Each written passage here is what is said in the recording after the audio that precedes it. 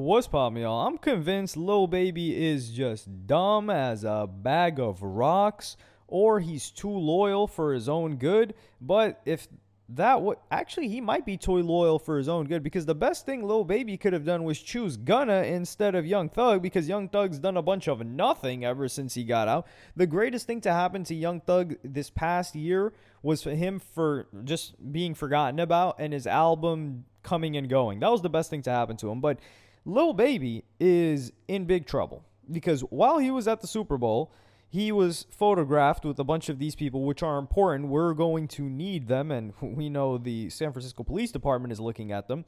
He was photographed with Lil Baby, Quavo, Nav, G Herbo, or Lil Baby is one of them, Meek Mill, and 21 Savage. They flicked up because I think Santa Clara was where the Super Bowl was at. So they all pulled up to the Super Bowl, and guess what happened?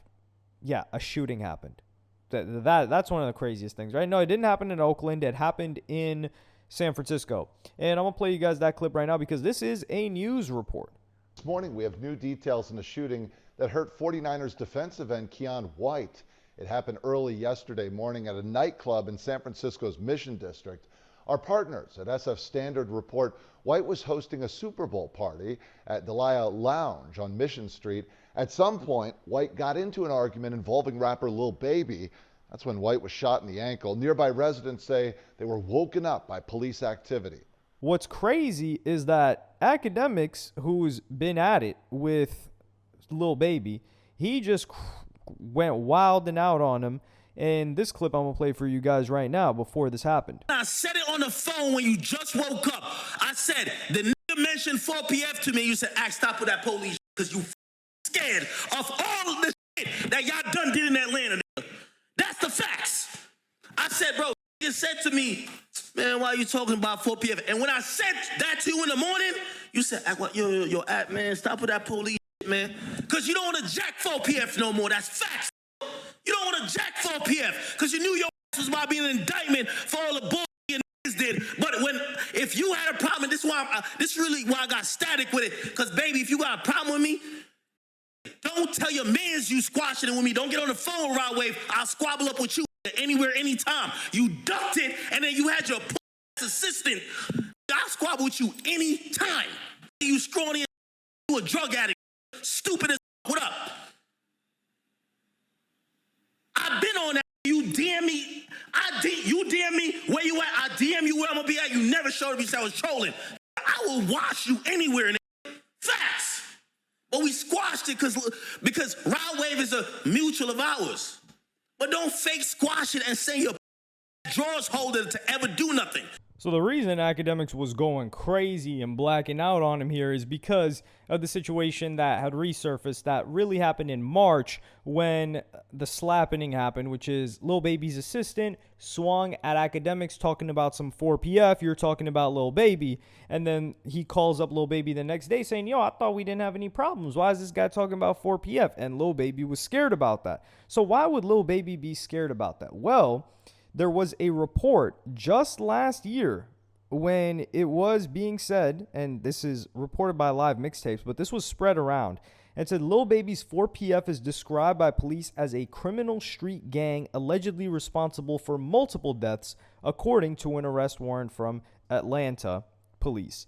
And also, I'm going to play you guys this clip right now when Akademiks and WAC 100 were on a call talking about that the potential of 4PF getting indicted for RICO. This is 2025, so I'm going to play you guys that clip right here. Who was very accurate on predicting that YSL was going to get indicted in the RICO.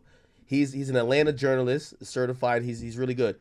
He's came out and he said that the Atlanta Public Defenders Council, like the office, they're basically their specialized unit for Georgia's Public Defender's Office, the unit that specializes on gang cases, says the office is actively preparing for a racketeering indictment on the 4PF and OMF case. Now, I don't know what OMF is, and that he expects Lil Baby to be indicted, among others. Again, this is coming out, and I want to be clear because, some people, they're going to think that, me and Baby, we don't got nothing.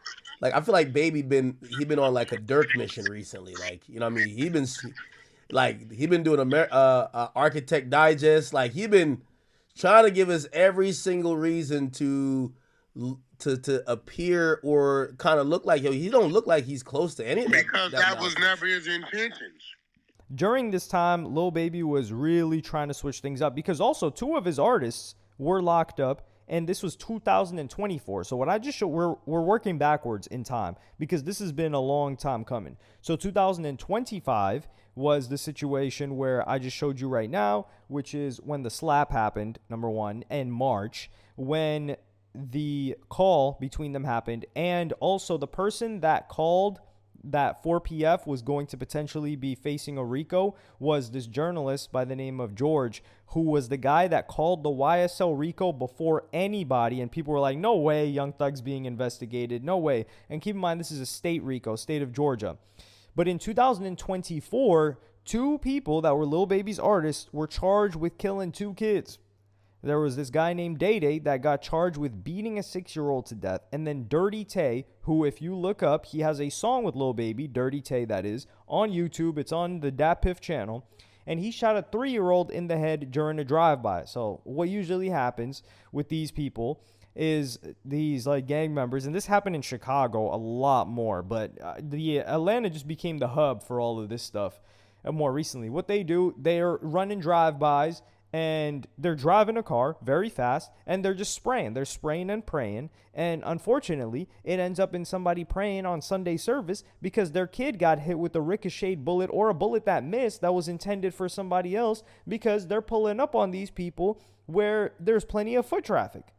So that's where this situation happened, and Lil Baby, he switched from 4PF to some other nonsense. I don't even know, like CCOB. We don't really care. That's 2024. But this goes back to 2022 because the first time we ever heard about this were in federal documents revealed that they're now targeting Lil Baby and 4PF for possible RICO charges next. And this is after Young Thug was first like catching these charges because Young Thug did like 2 years or something fighting this. So Lil Baby has had this looming over his head since 2022. But what I'm trying to understand is, number one, this is really bad because this is across state lines. Because with the Young Thug situation, the RICO was a state RICO. And I do think that they didn't want to pursue another RICO because Homicide Gang, which is two people that are also part of a bigger gang that are attached to Playboi Carti, they were being investigated. 21 Savage's crew was being investigated, as well as Lil Baby's 4PF. Now, the problem is, it was a gargantuan failure, the YSL situation. And also Fonnie Willis, who was leading that, her political aspirations just died. Like, she was smashing some guy that worked for her. Trump kind of cooked her because she was trying to like go after Trump. That her political stuff didn't work out. The case didn't end up working out because most of the people, like Gunna got off, Young Thug, he got the probation, and Brian Steele believed that they were going to beat that case.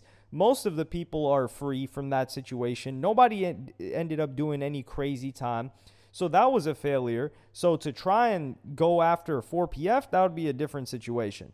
But the thing is, 4PF, if there is actually some gang involvement or whatever, this is across state lines. It would be federal if it was to, if it attached to the RICO, which means that whatever crime that happened here, that was a shooting with an NFL player, which I don't even understand how that happens. But this shooting that happened with the NFL player, if it was in furtherance of the gang, then Lil Baby could be facing a federal RICO, which he would be deep fried, just like his brain turned into mush from all of the lusting and the top gooner that he had become, saying that he had an addiction that he had to goon 5 times a day. I don't know why he decided to share that with anybody, but hey, I guess he needed help. Maybe he should seek a professional at helping people heal with that. But what I'm wondering is, Lil Baby's got a very, very, very big problem. Because the situation with Akademiks was that he patched up the beef or whatever. He squared it out. But somebody close to Lil Baby, who's his assistant, pulled up on Akademiks and was trying to press him and then tried to attack him. So from that, you let that rock out. And then now you've got people around you that are firing off shots because of an argument that happened at the Super Bowl. This is one of those events where I don't see it ending well for Lil Baby. Now, the last time I had a feeling like this, well, I don't have the exact same feeling, but if you guys remember when the Barclays Center shooting happened, 6ix9ine, Casanova, their crew, Shoddy, their crews were into it, and shots were let off inside the Barclays Center. Yes, in Brooklyn. When I saw that nothing happened, nobody was arrested for weeks, a month, 2 months, I said, this is bad. There has to be something bigger. There's no way that the police are just going to let this happen.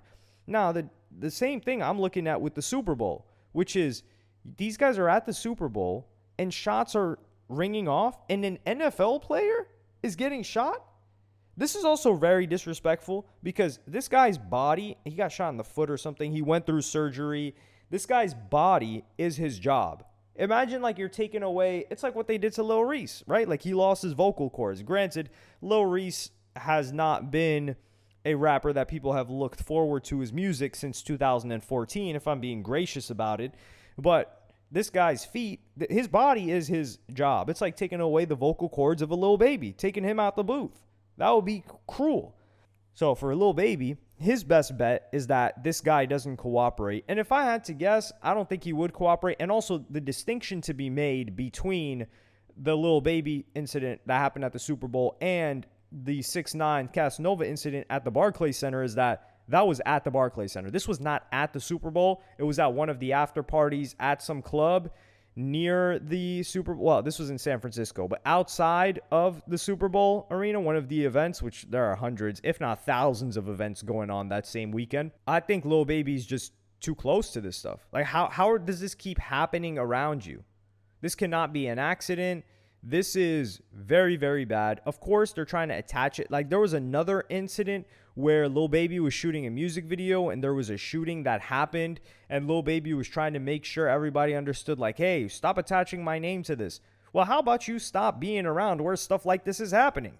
And this isn't like Lil Baby went to some hood to shoot a music video and, stuff just happens at the hood, right? Because people felt like Lil Baby was agitating the situation by pulling up to a hood and shooting a video. And, that invites, gangs to do their thing. But here, you're in San Francisco across a completely different coast. Like we're talking southeast to damn near northwest, and somebody gets shot, and it's an NFL player, and it's at an after party after an argument just happened with you and your crew. Like, let's stop it. Your name deserves to be associated with this. And do I see him getting it together? Frankly, I don't think so. I mean, it's been a long time since Lil Baby was locked up. I don't think he wants to go back to being locked up. But I do think that, especially the fact that he completely got rid of Gunna and decided to link with Young Thug and stay tapped in with Young Thug as well as YFN Lucci, is that the streets and whatever code, morals, that is his number one, that is his North Star from what I've been able to gather. And I don't see him getting rid of that. And for him to think that he can just tiptoe in and out, like 21 Savage said, and what was his first mixtape? 1 foot in, 1 foot out. I'm really want to rap, but this trapping's what I'm about. Yeah, that's what it seems like Lil Baby's at, except not with the trapping, but it's like with the street stuff and keeping these type of people around him. Because if streamers can move around with armed security, and DJ Vlad with armed police security, also Meek Mill, he moves around with that type of security, like former law enforcement, that is not happening in that type of a situation. So it's clear that Lil Baby is probably still moving around with some hoodlums that are just packing heat. Or he's linking up with people in NorCal that got that stuff on him.